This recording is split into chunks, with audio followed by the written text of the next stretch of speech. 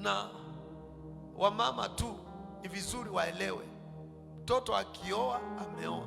Kuna mama moja nimeona kijana wake ameoa msichana, na huyo mama akaanza kusema, tangu huyo kijana yangu aoe ameacha kuniletea pesa.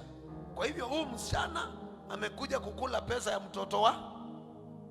Na huyo mama akasema, na kwa sababu huyu msichana anataka kukula pesa ile nilikuwa nakulanga, tutaona. Aliposema tutaona, huyo kijana alirudi Nairobi na kazi ikaisha. Amesema tu tutaona, kijana akarudi Nairobi. Mama tu unaona ana program kitu, anafika kazini kwako, ana make sure mumekosana na boss. Hiyo ndio inaitwa remote control mechanism. Unasimamishwa kazi. Sasa wewe na bibi yako mnateseka. Alafu ndio mama alikuwa anasema, nilikuwa naona wanaringa na pesa yao. Nilikuwa naona ninaringa na pesa yao. Na wamama wanafaa kunjua, kijana akioa hata wewe ondokea.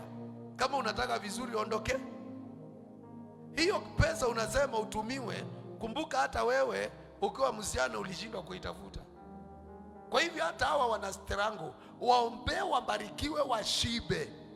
Wakimbaki watakuletea. Kuna mtu anaweza kosa kupelekea mama akiwa ameshiba. Saa zingine wanakosa kuwapelekea kwa maana hawana. Wanasikia mama anasema, wewe unitumie pesa ama nikulaani. Hata si wa mama peke yao, hata wazee. Nilikusomesha na wewe nijengee. Na usipomjengea unaona kazi imeisha.